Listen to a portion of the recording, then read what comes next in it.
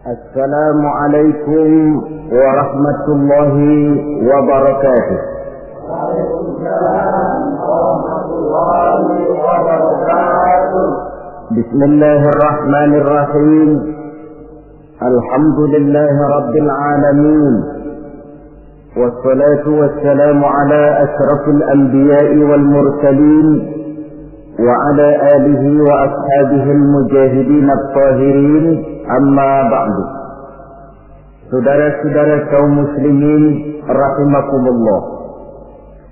Pada pertemuan kali ini kita akan membicarakan sebuah hadis di mana baginda Nabi besar Muhammad sallallahu alaihi wasallam bersabda, "Qawamud dunya bi arba'ati asya."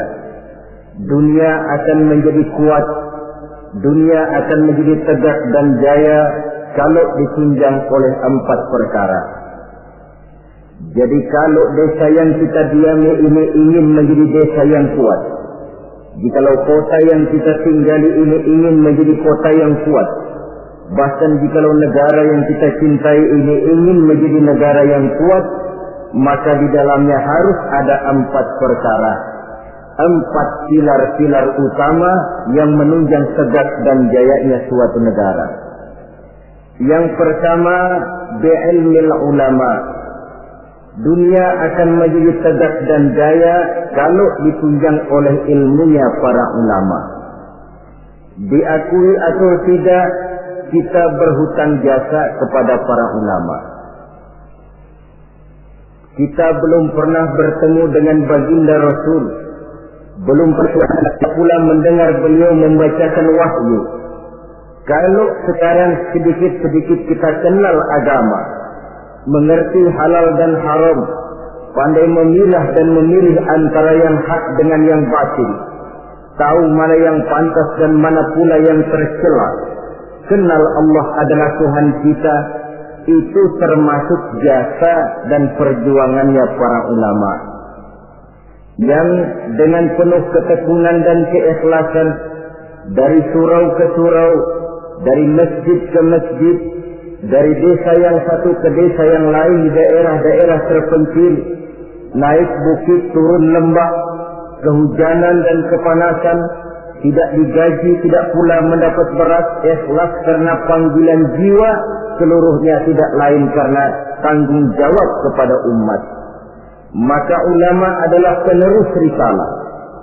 Lebih dari sekedar penerus risalah, ulama adalah pewaris para nabi. Bersabda Rasulullah sallallahu alaihi wasallam, "Al-ulama'u mafadihul ardi wa khulafa'ul anbiya'i wa warasatul anbiya'." Riwayat Ibnu Adi dari Imam Ali karramallahu wajhah. Artinya, para ulama adalah lampu yang menerangi bumi ini. Para ulama adalah pengganti para nabi-nabi. Para ulama adalah warisanku, dan para ulama adalah warisan para nabi-nabi. Saudara-saudara muslimin rahimakumullah. Alangkah tingginya martabat ini. Alangkah luhur dan mulianya jabatan ini. Para ulama adalah pewaris para nabi. Tetapi jabatan yang tinggi, mulia dan luhur ini bukanlah satu jabatan yang tanpa resiko. Karena kalau ulama adalah pewaris para nabi, kita tahu dari sejarah kehidupan para nabi-nabi terdahulu, tidak ada seorang nabi pun yang perjalanannya dalam mengembangkan risalah lurus dan bertabur bunga di kanan kirinya. Mereka menghadapi berbagai macam rintangan, halangan, fitnahan dan sebagainya dalam rangka menegakkan risalah. Maka kalau ulama adalah pewaris para nabi-nabi, mereka juga harus berani dan bisa mewarisi sifat yang dipunyai oleh para nabi-nabi terdahulu dalam mengemban misi risalahnya. Kita tahu dari sejarah misalnya, Nabi Zakaria dibunuh oleh karena tidak mau menghalalkan perkara yang telah diharamkan oleh Allah Subhanahu wa taala ketika dipaksakan oleh rajanya. Nabi Ayub alaihi salam dikucilkan oleh umatnya karena dianggap mengidap penyakit menular.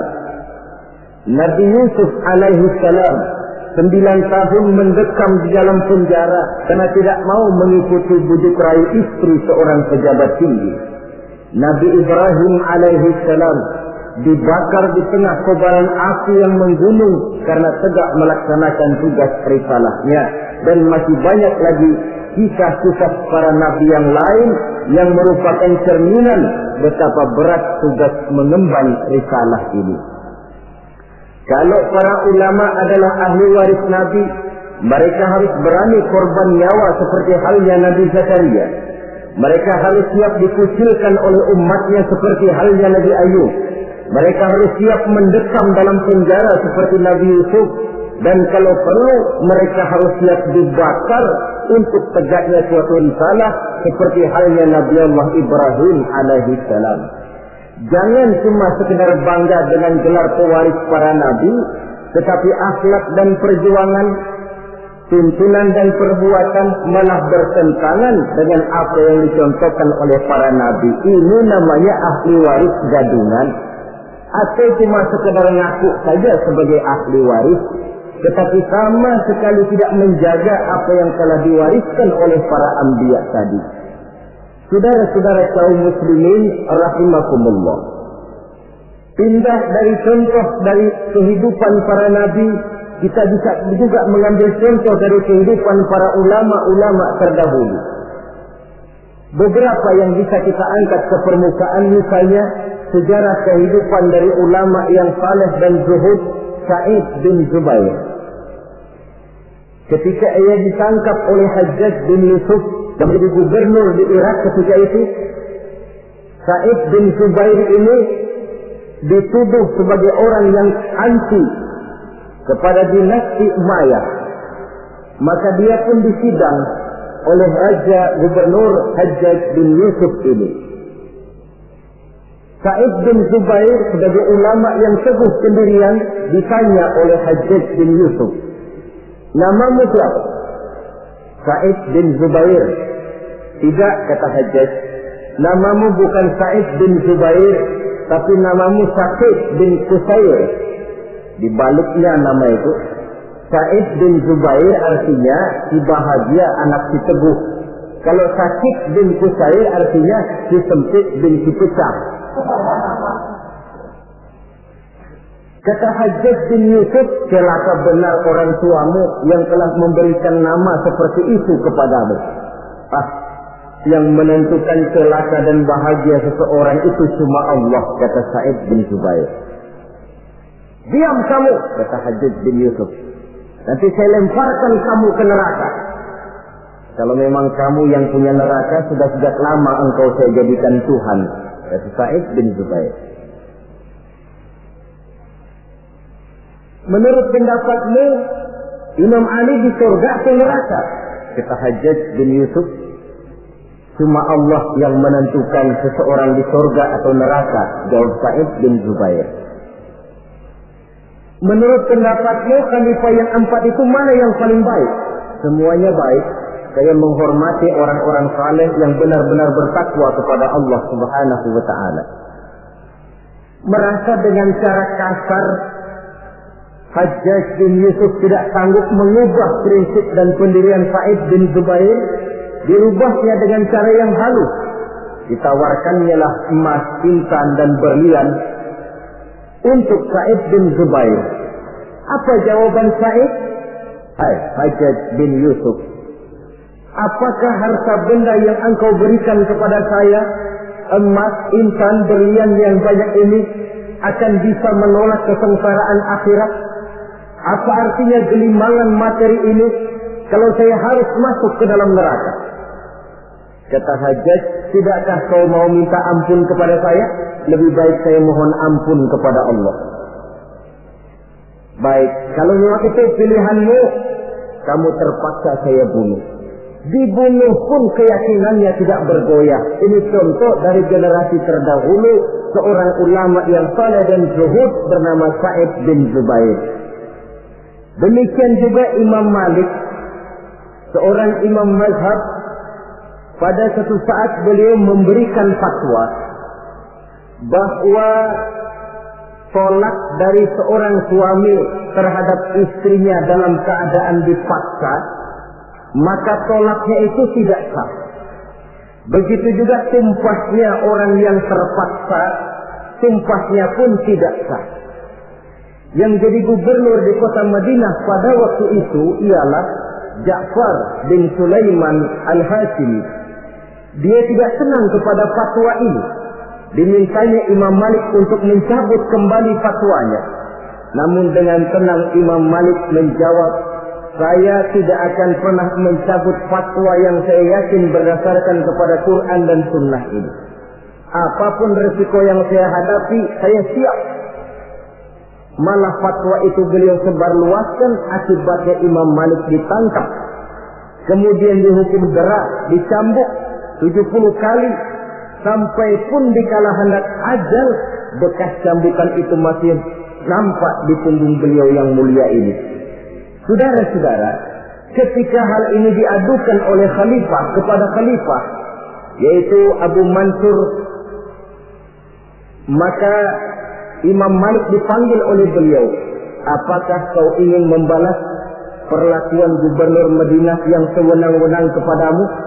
Jawab Imam Malik, saya tidak akan membalas. Begitu akhlak dari ulama yang teguh pendirian.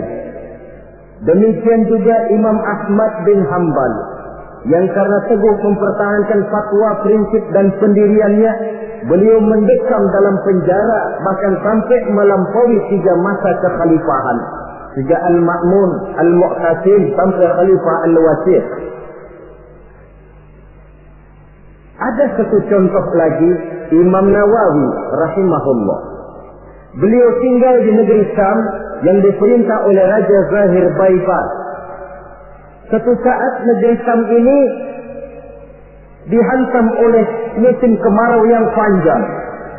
Rakyat kelaparan, binatang ternak kelaparan, ditambah lagi oleh ancaman dari orang-orang barbar yang sangat mengancam keamanan negara pada waktu itu. Maka satu hari khalifah atau pemimpin Zahir Baibars ini mengumpulkan para ulama untuk meminta persetujuan mereka. Maksud raja ingin mengambil dana dari seluruh rakyat negeri Syam untuk biaya perang mempertahankan negara dari kemungkinan serangan kaum barbar. Sebagian besar para ulama pada waktu itu tertunduk, hanya bisa menyetujui apa yang dikomandokan oleh rajanya ini. Lain dengan Imam Nawawi rahimahullah. Beliau dengan tenang menjawab, Tuan Raja, saya bukan tidak setuju untuk mengambil pajak biaya dari rakyat untuk membiayai perang. Tetapi saya melihat rakyat kita ini sekarang sedang susah dan sengsara. Musim kemarau panjang, binatang ternak mati, rakyat kita sudah cukup susah. Menurut pendapat saya, kata Imam Nawawi, lebih baik tuan-tuan sajalah yang mengeluarkan biaya. Tuan dulu adalah budak dan belum memerdekakan diri tuan. Tuan juga mempunyai budak-budak belian, mempunyai dayang-dayang yang mereka itu berpakaian mewah, bertasakan emas, intan, berlian. Daripada rakyat kecil yang kita peras, Tuan Raja, lebih baik anggota kerajaan saja yang sudah cukup menikmati kekayaan. Rakyat yang sudah kadung sengsara, jangan ditambah lagi kesengsaraannya. Raja tentu melotot. Kata raja, Tuan Imam, tidak pantas Tuan bicara macam itu di majlis ini. Kalau Tuan anggap saya tidak pantas bicara semacam itu, ketahuilah, lebih tidak pantas lagi saya ikut memberikan fatwa untuk memeras rakyat yang memang sudah miskin. Kalau begitu keluar saja kamu dari sini. Baik, keluar Imam Nawawi dari kota Damaskus, pulang kembali ke desa beliau, satu desa kecil bernama Nawa, sehingga beliau disebut Nawawi karena kelahiran kota Nawa itu. Setelah Imam Nawawi kembali ke kota Nawa ini, para ulama-ulama yang tadi kagum dengan pendirian imam yang teguh ini, mereka beramai-ramai datang menghadap raja. Tuan Raja, sebaiknya Imam Nawawi jangan diusir. Sebaiknya minta beliau kembali tinggal ke Damaskus, di Damaskus, karena beliau tempat kami bertanya, beliau tempat kami mengadu, beliau pergi kami merasa kehilangan sekali. Raja yang memang marahnya sudah reda, akhirnya membentuk satu panitia, memanggil kembali Imam Nawawi masuk ke kota Damaskus dengan segala kebesaran akan disambut. Apa jawab Imam Nawawi? Selama Raja Zahir Baibas masih tinggal di kota Damaskus, saya tidak akan pernah masuk ke kota Damaskus. Kalau dia sudah keluar dari sana, saya akan baru masuk ke kota Damaskus. Ini satu contoh dari ulama yang teguh memegang prinsip dan pendirian. Demikian juga halnya nasib yang menimpa Ibnu Taimiyah, yang mendekam dan meninggal dalam penjara. Nasib Abdul Qadir Audah, Sayyid Qutb, Hasan Al-Banna, ada yang meninggal dalam penjara, ada yang gugur di tiang gantungan, seluruhnya tidak lebih karena membela dan mempertahankan suatu prinsip, keyakinan dan pendirian. Inilah sikap mental dari yang namanya pewaris para anbiya. Jadi jangan cuma tergoda dengan suatu kebesaran tapi tidak mengerti apa makna kebesaran yang kita sandang itu. Saudara-saudara kaum muslimin rahimakumullah. Dengan demikian, maka ulama memang ahli waris para nabi. Tetapi di antara para ahli waris ini, ada yang teguh dan kuat menjaga warisan, ada yang tidak tahan godaan untuk menjaga warisan. Rasul wafat seolah-olah beliau berkata, "Hai para ulama, aku meninggalkan kamu semua. Aku tidak tinggalkan emas dan berlian. Aku tidak tinggalkan kebun dan pabrik. Aku tinggalkan Islam kepadamu. Engkau adalah ahli warisku. Jagalah Islam ini baik-baik." Tinggallah para ulama yang menjadi ahli waris Nabi. Ada di antara mereka yang teguh menjaga warisan. Walaupun lapar, walaupun haus, walaupun hidup serba miskin, mereka tidak akan pernah menjual warisan. Ulama inilah yang merupakan pewaris yang perlu kita ikuti. Walaupun seperti yang disabdakan Nabi, "Sayati ala ummati zamanun al-qabidu ala dinihi kal-qabid ala jamrah." Akan datang satu zaman di tengah umatku, di mana pada zaman itu orang yang kuat dan teguh memegang agama seperti memegang bara di tangan. Dipegang, tangan terbakar, dilepas bara terbuang. Ulama yang teguh menjaga warisan Nabi tidak goyah prinsip keyakinan dan pendiriannya bagaimanapun panasnya dia memegang agama. Sebaliknya di pihak lain ada juga para ulama yang setelah diwariskan Islam oleh Nabi ini, mereka tidak tahan penderitaan, mereka tidak tahan lapar, mereka tidak tahan haus. Daripada tidak punya apa-apa, kan lebih baik punya apa-apa. Daripada kelaparan, kan lebih baik kenyang. Ini ada warisan Nabi bernama Islam, jual saja warisan ini. Maka dijualnya warisan tadi. Turunlah dia dari pewaris Nabi menjadi bekas pewaris dari para nabi-nabi. Saudara-saudara kaum muslimin, ini termasuk dalam hadis yang diriwayatkan oleh Imam Hakim dari Anas, bersabda Rasulullah sallallahu alaihi wasallam, "Wailun li ummati min ulama'i su'i yattakhizuna hadzal ilma tijaratan yadha min umara'i zamanihim rabhan li anfusihim la arbahallahu tijaratahum." Celakalah umatku akibat tingkah laku ulama-ulama yang jahat. Kenapa? Karena ulama merupakan panutan. Kalau seorang yang biasa berbuat salah, salahnya barangkali hanya menjerumuskan dirinya sendiri, paling-paling keluarganya. Tapi kalau seorang ulama salah, sedangkan di masyarakat dia menjadi panutan dan contoh, kesalahannya akan menjerumuskan puluhan, ratusan, ribuan, bahkan mungkin jutaan umat yang mendengar fatwa dan nasihat-nasihatnya. Jika kalau Nabi mengatakan, "Wailun li ummati min ulama'i su", celaka umatku akibat tingkah laku ulama yang jahat perangainya ini.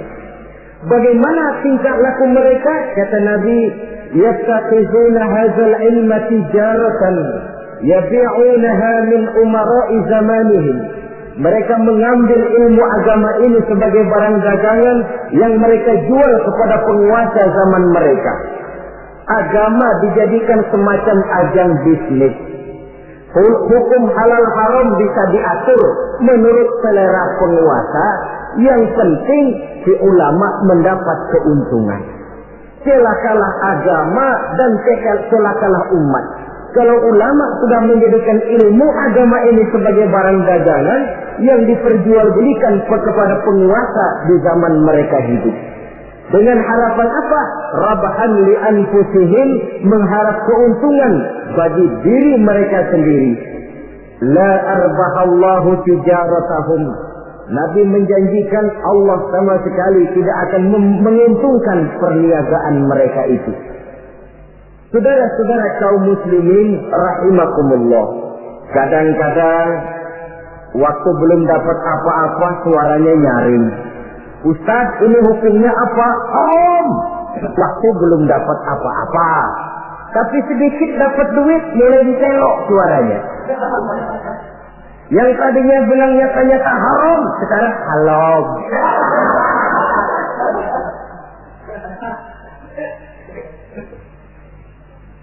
Karena itu dalam Islam, kita ini bukan diperintah untuk berkata keras, tetapi diperintah untuk berkata benar. Qaulan sadida ay qaulan haqqa. Apa bedanya keras dengan benar? Keras belum tentu benar. Tapi untuk menyampaikan kebenaran, kadang-kadang memang perlu sedikit keras. Pak Ustaz, ini hukumnya apa? Haram. Alah, sudahlah. 1 juta. Haram dikit dah. Haram dikit. Kalau 2 juta dikasih, bisa jadi halal itu. Itu keras tapi tidak benar. Yang dimaksud ucapan yang benar, ini hukumnya apa Pak? Haram. Bagaimana kalau 1 juta? 2 juta juga haram. Sekali haram, selamanya tetap haram. Itu ucapan yang benar, bukan cuma sekedar keras, tapi macam kerupuk. Sedikit kehujanan sudah kerpek-kerpek, nggak keluar. Saudara-saudara kaum muslimin rahimakumullah. Karena ulama adalah penerus risalah. Karena ulama adalah pewaris para nabi. Maka kesalahan para ulama mempunyai dampak dan resiko yang sangat besar, sebab kesalahan itu akan diikuti oleh umat.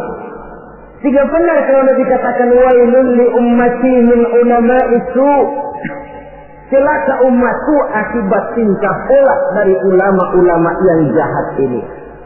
Malu kita kalau bercermin dari kepribadian macam ulama Sa'id bin Jubair. Malu kita kalau mencontoh kepada Imam Malik, kepada Imam Ahmad bin Hanbal, kepada Imam Nawawi.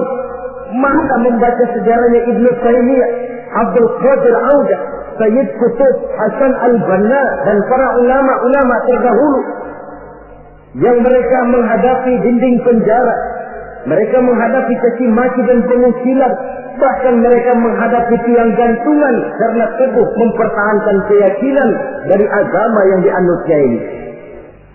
Maka kepada adik-adik saya para santri di pondok-pondok pesantren, kepada sahabat-sahabat yang tengah menekuni dan mendalami agama, yang pada waktunya akan menerima estafet meneruskan perjuangan para ulama, siapkan mental bahwa menjadi pewaris para nabi artinya menjadi manusia yang satu saat siap untuk susah, siap untuk melarat, siap berhadapan dengan caci maki umat, siap untuk dikucilkan, siap mendekap di dalam penjara, bahkan siap menghadapi tiang gantungan. Tidak ada hidup yang lebih indah selain karena hidup untuk satu keyakinan. Tidak ada perjuangan yang lebih indah selain perjuangan untuk membela dan mempertahankan satu keyakinan. Dan tidak ada mati yang lebih indah selain mati untuk satu keyakinan. Saudara-saudara kaum muslimin rahimakumullah. Saya kembali kepada pokok persoalan. Sebagai pewaris para nabi, memang ini merupakan satu kehormatan yang mulia dan terpuji, tapi bukannya tanpa resiko. Jadilah para pewaris yang teguh memegang warisan dan jangan menjadi ahli waris yang karena berbagai godaan lalu menjual warisan tadi sehingga kita termasuk bukan lagi sebagai ahli waris tetapi sudah bekas dari ahli waris. Pantas kalau Al-Imam Al-Ghazali rahimahullah di dalam Ihya-nya beliau menjelaskan bahwa pada dasarnya ulama itu dua macam. Pertama, oleh beliau dinamakan ulama akhirat. Yang ciri-cirinya, pertama, mereka itu mengajak manusia ila tauhid, mengajak manusia dari kemusyrikan kepada tauhid, dari ketergantungan kepada benda menjadi orang yang hanya bergantung kepada Allah.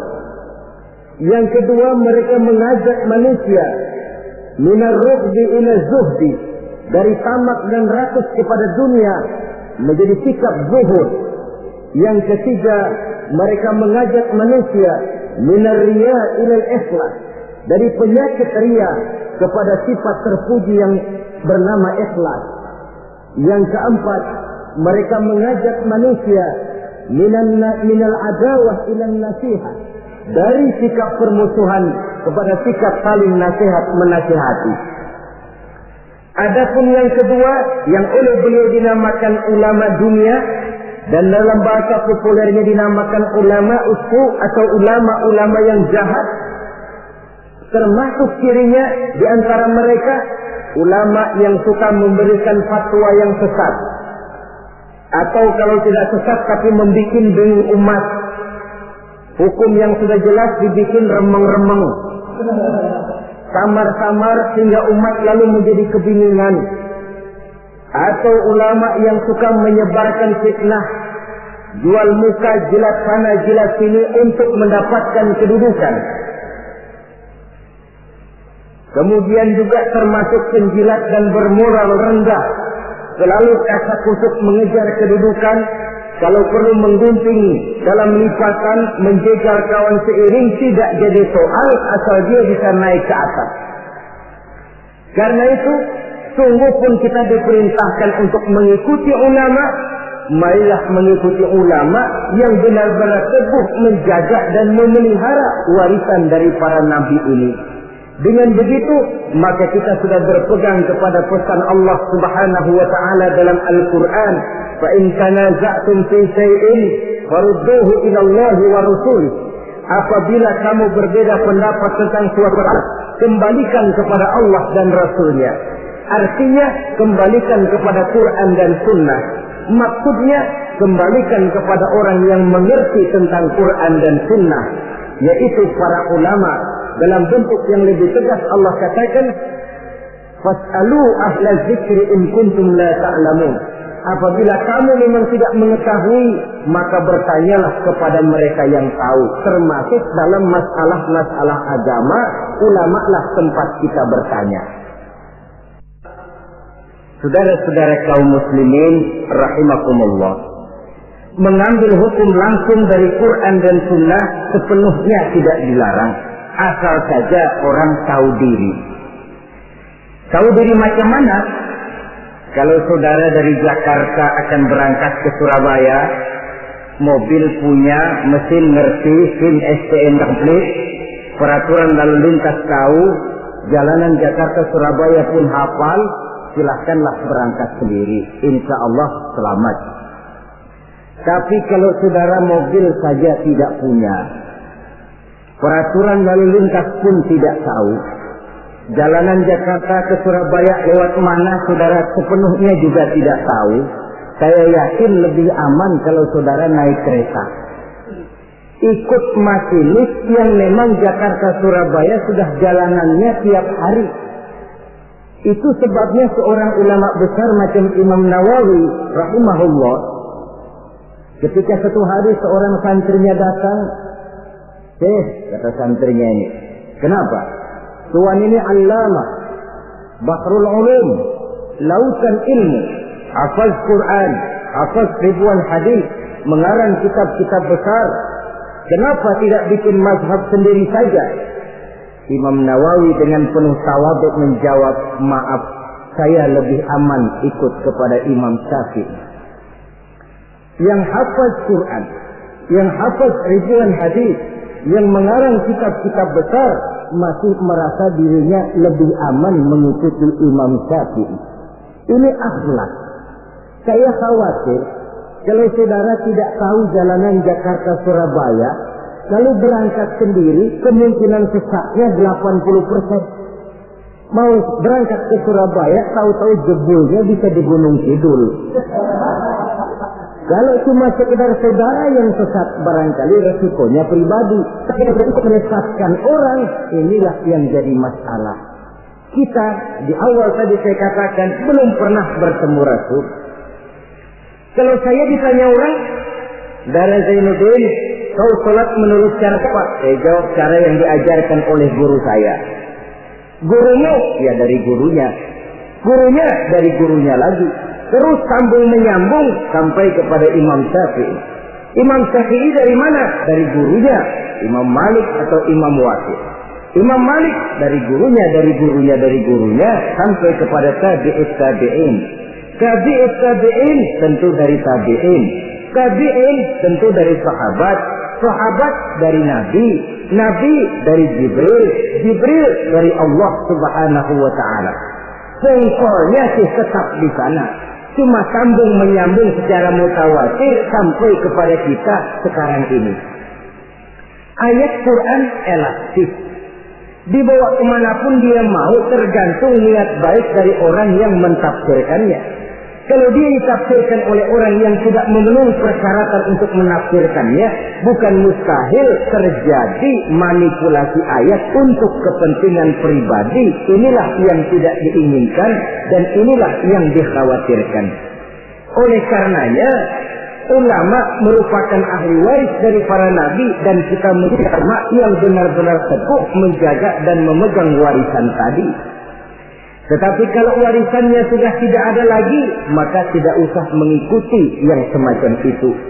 Ini pernah disabdakan oleh Rasulullah Sallallahu Alaihi Wasallam dalam hadis yang diriwayatkan oleh Imam Baihaqi. Beliau bersabda, "Yusifu an ya'ti 'ala an-nasi zamanun la yabqa min al-Islam illa ismuh, wa la yabqa min al-Qur'an illa rasmuh. Masajiduhum 'amiratun wa hiya kharabun min al-huda. Ulama'uhum sarrun man tahta adini as-sama' min 'indihim takhrujul fitan wa fihim ta'udu." Pada suatu saat kata Nabi, akan datang di tengah masyarakat manusia, di mana pada zaman itu la yabqa minal Islam illa ismuh. Akan datang satu masa di mana pada masa itu Islam ada tapi cuma sekedar tinggal namanya saja. Islam ada tapi cuma tinggal nama saja. Bahasa Jermannya nama doang. Tapi ajaran Islam tidak pernah nyata dalam kehidupan sehari-hari. Nama Islam, perbuatan tidak Islam lagi. Kadang-kadang namanya Muhammad Mukmin, perbuatannya nyolong ayam. Islam ada, tapi cuma sekedar tinggal nama saja.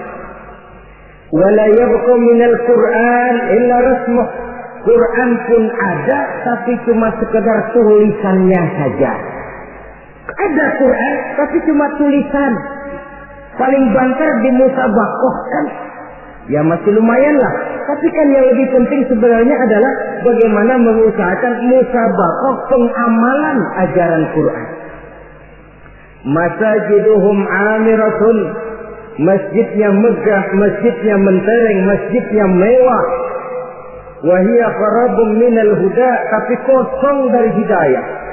Masjid tidak lebih seperti museum, besar, anggun, tapi sepi, tempat menyimpan benda-benda kuno. Itu nasib masjid di zaman itu, di mana Islam cuma tinggal nama, Quran cuma tinggal tulisan. Masjid besar, tapi ajaran Islam tidak terpancar dari sana. Masjid yang besar nasibnya bak museum saja. Tidak lagi berfungsi seperti masjid di zaman Rasul. Di zaman baginda Rasul, di masjid beliau mengajar umat, di masjid beliau bermusyawarah, Di masjid beliau mengatur negara. Di masjid beliau mengatur strategi perang. Masjid merupakan pusat kegiatan umat. Suatu zaman nanti kata Nabi akan datang di mana masjid ada, besar, megah, dibangun dengan biaya besar, tapi kosong dari hidayah, tidak ada lagi nur ilahi yang terpancar di dalamnya. Na'udzubillah.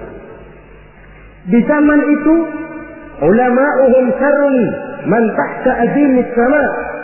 Ulama-ulama mereka adalah yang terjahat yang ada di bawah kolong langit ini. Min indihim takhrujul fitan wa fihim ta'ud. Dari mulut mereka keluar fitnah dan akibatnya kepada mereka juga fitnah itu kembali. Inilah satu zaman yang kita khawatir dan kita berlindung kepada Allah jangan menemui masa semacam itu. Saudara, orang-orang yang anti-Islam sekarang ini, mereka tidak mungkin menghantam Islam dengan mengirim satuan militer. Kita dengan strategi sekali. Caranya bagaimana? Pertama, pisahkan umat dari ulamanya. Kalau itu berhasil, tanamkan keraguan kepada sunnah. Kalau itu pun sukses, mereka masuk kepada tujuan yang paling inti, tanamkan keraguan kepada Quran. Disadari atau tidak, diakui atau tidak, tiga sistematik ini secara bertahap mulai diterapkan orang di tengah kehidupan kita. Mau hancurkan Islam, pertama, pisahkan umat dari ulama. Kalau umat sudah berpisah dari ulama, sama saja istilah yang banyak disampaikan orang, macan sudah dipisah dari hutan. Padahal ulama dengan umat persis hutan dengan macan. Macan tidak bisa pisah dengan hutan, hutan pun tidak bisa ditinggalkan macan. Kenapa? Saudara lihat saja, kalau hutan sudah ditinggalkan oleh macan, maka biasanya hutan yang tidak ada macannya tidak jadi hutan yang serem, disembarangi orang. Datang petani nebang pohon seenaknya. Kenapa kok berani? Hutannya nggak ada macannya. Datang kambing buang najis seenaknya. Kok berani? Hutannya nggak ada macannya. Datang badak nyeruduk seenaknya. Kok berani? Hutan tidak ada macannya. Maka satu desa, satu kampung, satu kota, kalau tidak ada ulamanya, biasanya disembarangi orang. Apa saja mudah masuk ke desa, ke kota, ke kampung yang tidak ada ulama dan tidak ada pengajian di sana. Datang ingkar sunnah masuk. Datang Islam jamaah masuk. Datang Islam sejati masuk. Datang pikiran yang merusak Islam pun masuk. Kenapa? Hutan tidak ada macannya, disembarangi orang. Sebaliknya pun, macan juga kalau sudah tidak tinggal di dalam hutan, biasanya akan jadi tontonan. Macan yang tidak tinggal di hutan, hilang seremnya. Orang nggak takut. Coba lihat di kebun binatang atau di taman safari. Itulah nasib macan yang sudah keluar dari hutan. Jadi tontonan orang. Bahkan anak kecil berani lihat dari dekat, nunjuk lagi. Macan lucu ya. Lucu katanya. Ya Allah. Jadi macan kalau sudah meninggalkan hutan, macan lucu. Ini ulama kiai kalau sudah meninggalkan jamaahnya, meninggalkan pesantren, meninggalkan masjid, meninggalkan umat, kiai lucu. Maka macan harus jaga hutan. Tapi hutan pun harus tahu apa kebutuhan macan. Jangan cuma macan saja disuruh jaga hutan, tapi hutannya pelit, tidak mau memberi makan kepada macan, loyo macannya. Kita cuma mengharap ulama berjuang habis-habisan. Tapi kita sebagai umat ini kadang-kadang cuma memerlukan ulama di waktu dia sehat. Sakitnya kita tidak mau tahu. Kita memerlukan ulama dikala dia segar, penderitaannya kita tutup mata. Bahkan lebih celaka, maaf loh ya, kita lebih menghargai burung beo daripada kiai. Contoh kecil, burung beo bisa ngomong dikit saja. Assalamualaikum, Assalamualaikum, 1 juta dibeli orang. Betul kan? Ngomong pun tidak pakai sedikit. Assalamualaikum, 1 juta dibayar. Kalau kiai yang ngomong Assalamualaikumnya pakai, bahasa Arabnya pakai, baca kitab sehalaman. Allahu Akbar. Kita yang harus menjaga ulama. Jangan ulama dianggap seperti gerekan kayu. Kalau mau dipakai nggak ketemu, sedapur dicariin, ngomel. Gila ini gerekan kemana sih? Tapi sudah ketemu gerekan, dipakai, nyala rokoknya, gerekan dilempar begitu saja. Harus kayak gerekan gas dong. Habis pakai simpen yang rapi, bensinnya gasnya habis diisiin. Kita yang berkewajiban menjaga ulama. Ulama tidak minta dihargai, kewajiban kita menghargai ulama. Ulama tidak minta dihormati, tugas kita menghormati ulama. Saudara-saudara kaum muslimin rahimakumullah.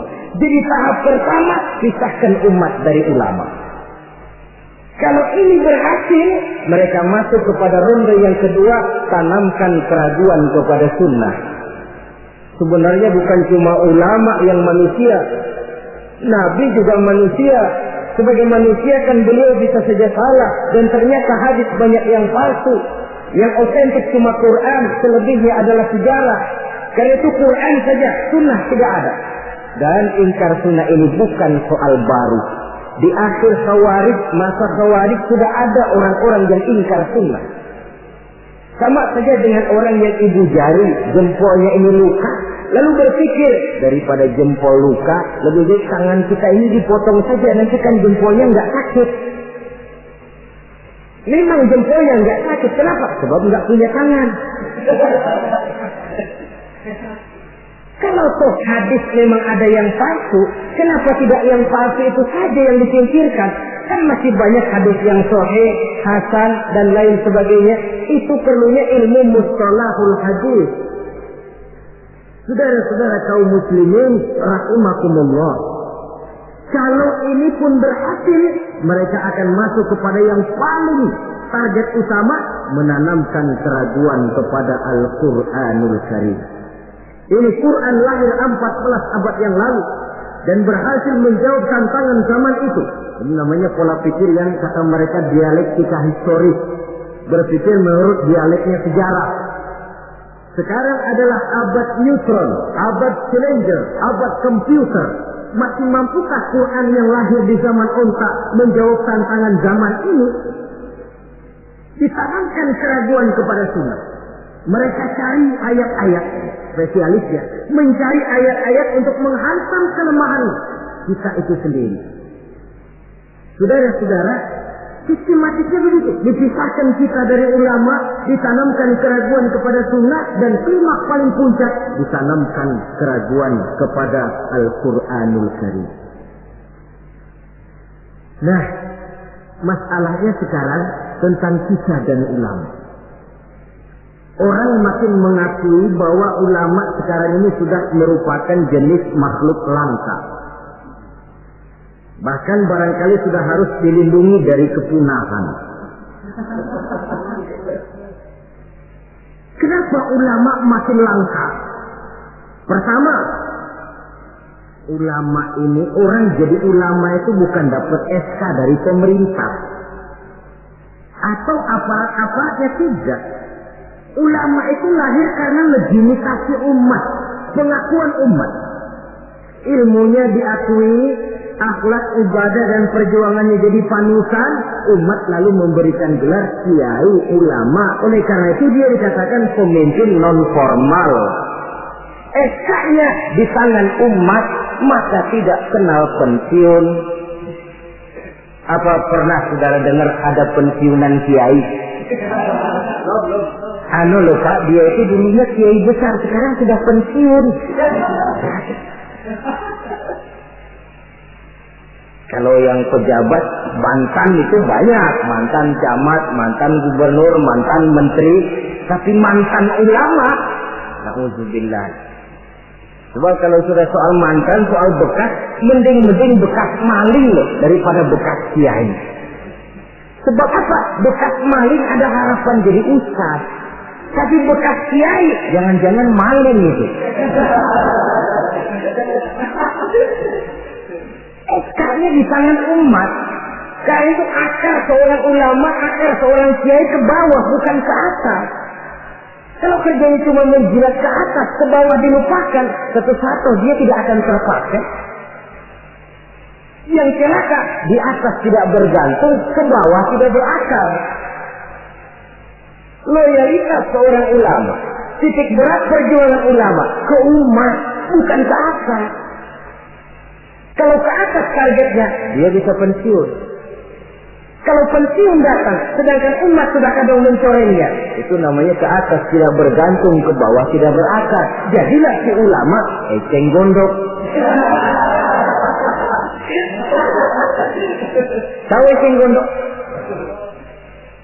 Tanaman yang tidak, ya walaupun ada akarnya tapi nyambang.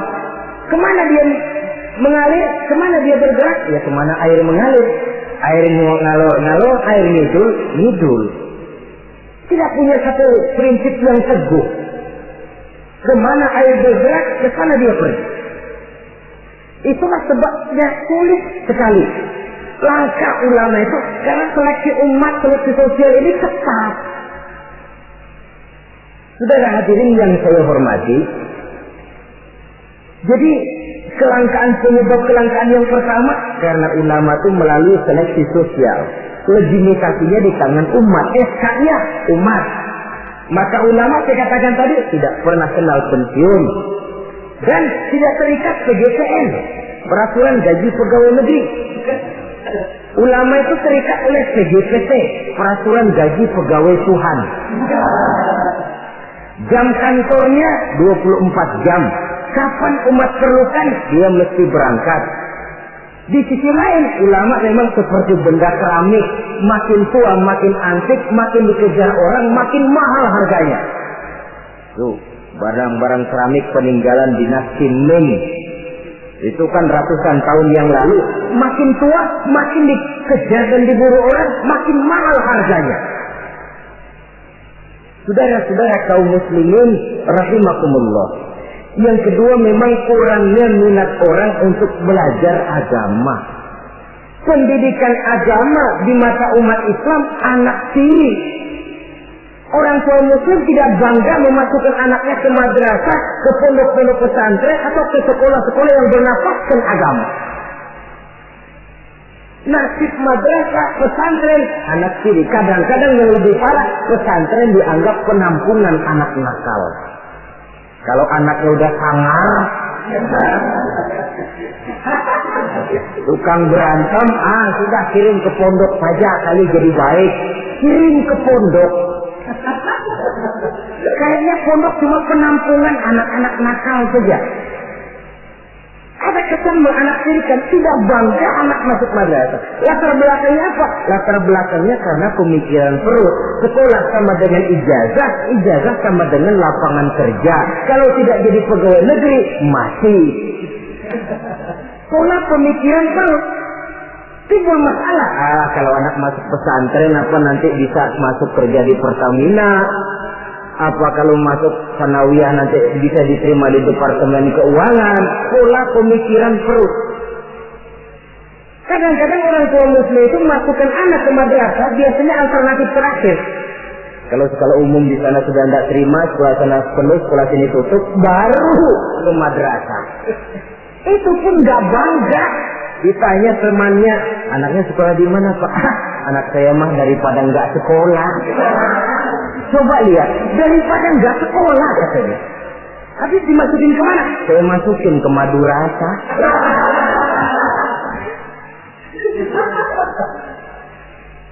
Padahal satu hadis Nabi pernah memberikan gambaran. Inna Allah la yaqbidul ilma intiza'an yantazi'uhu min suduril ibad, walakin yaqbidul ilma biqabdil ulama. Allah Subhanahu wa ta'ala menarik ilmu pengetahuan tidak dengan mencabutnya dari hati seorang hamba, tapi Allah menarik ilmu pengetahuan dengan jalan mewafatkan ulama.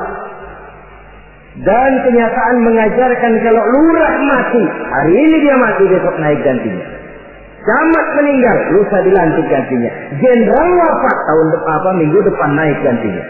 Tapi kalau sudah kiai wafat, ulama meninggal, 5, 10, 15, 20 tahun yang akan datang, belum tentu akan muncul gantinya. Saudara-saudara kaum muslimin rahimakumullah. Dua penyebab ini yang menyebabkan langkahnya ulama. Di antara yang langka itu pun lebih langka lagi yang teguh dan kuat memegang warisan. Oleh karenanya kita mempunyai pengharapan yang besar.